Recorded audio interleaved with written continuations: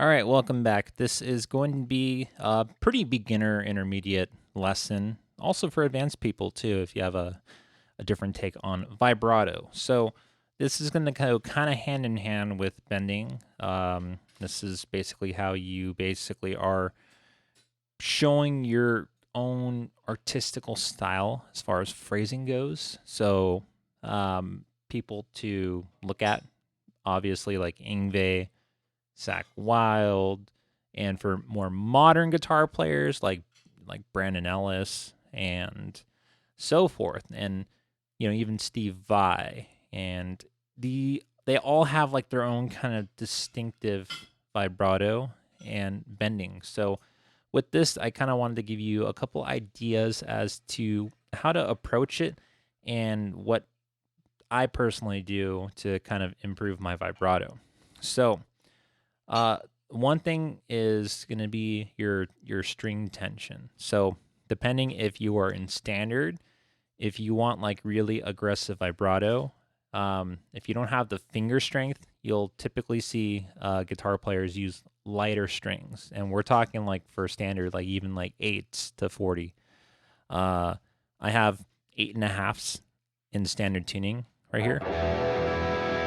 It's not really in tune right now, but and that's for me to get more of that wide vibrato without really straining my hands. So there are certain players out there that have just brute force and they're able to bend intensely like Zach Wild. And if it doesn't work out for you, do not feel bad about going down a string gauge, because it is you who dictates your guitar playing, not anyone else's opinions. So that's the main criteria as far as string tension, balance, and because if you try to bend with like 12s, you're just going to wreck your fingers. There's no reason to do so. And so the other thing is just basically building a little bit of finger strength and how many fingers you're using to basically give the vibrato and bending. So for example, I always like to start off on like the on the G string in any note that you can think of, right? So if you want to do like first, like for your index, like that's kind of subtle vibrato, right? And all I'm doing basically as far as like the vibrato motion, it's you'll see people talking about like this like door handle kind of motion. So what I'm technically doing from my player's side, I am moving my hand in a clockwise motion, so towards my left. So it's almost like my elbow is flaring out, right? So think of it that way, like you're going in like a clockwork motion. And that's if you're going to be bending down to the floor, technically, right? Because if we were, or vibrato to the floor, if we were to do the reverse, it's kind of weird, but I guess it's doable.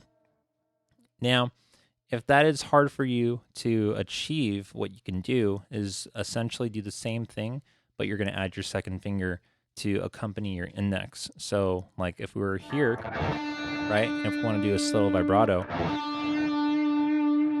I'm basically pulling with both fingers now, in that clockwise motion, right? Clockwork orange, I'm thinking. So, and then the additional, what you can do too is you can do 3 fingers, right? And your targeted note, depending on how you're phrasing, is going to be the note right above it. So that note, right? So you're going to want to kind of dip in and out, right? And then if you want to go like really crazy, you can go whole step. Right there, right? And with that, I'm actually almost like yanking the guitar neck down to the floor and in that kind of like clockwise motion, And you'll notice that my thumb is hanging over the neck for more like grip. So you're getting that.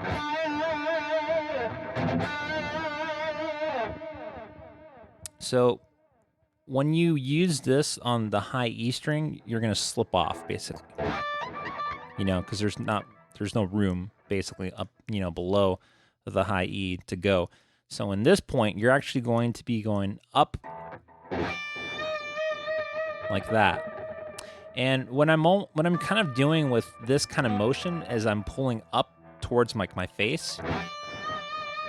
I'm almost thinking of it as if like I'm squeezing with my fingertips, right? So I'm basically using like the meat of my thumb in the midsection here to anchor myself on the neck, and then I'm basically kind of like in a C motion to bend upwards. And you can do that basically anywhere else too if you wanted to. Like, that was with 3 fingers. If you want to do it with 2. And then 1. But it is a little tough. So depending, on what your capabilities are, just work with that. And if you want to get stronger, just continue to practice. Don't get to the point where your fingers are super raw and you can't play anymore, because then you're just going to hinder yourself, and then you're not going to be able to play guitar for the rest of the day, or even, the next day you might be really sore. So that's basically it for the vibrato. And then with bending, it's kind of the same thing where like I'm finding a target note and then I'm basically pushing upwards, right? And it's the same kind of like C motion with my hand. And you're basically using your thumb as like the anchor point to get that strength, right, in your hand. Because if you're to try to just, without anchoring your thumb, it's going to be kind of weird. And then you're also going to strain like your tendons in your hands. So you don't want to do that. But that's basically it. I know there's like this like circular vibrato apparently, like Steve Vai used, and I don't know. I think it's almost like you're just basically going in like a circular motion, like think in like a clock, clockwise motion, right? That's basically it. If anything, just practice like subtle vibrato. You can always go with the metronome too.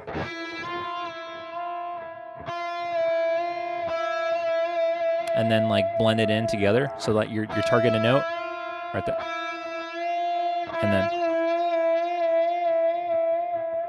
And then you can go upwards.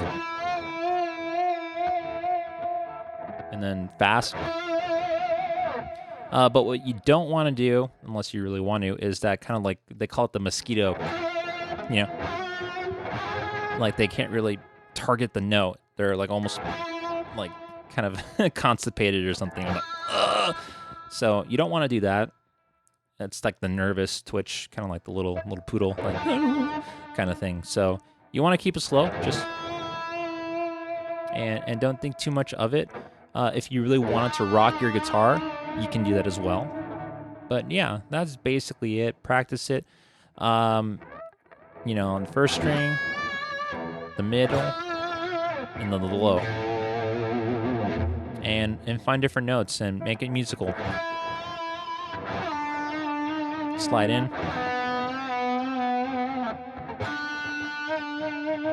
You can kind of, change the beat with the vibrato as well, like 2, 3, 4.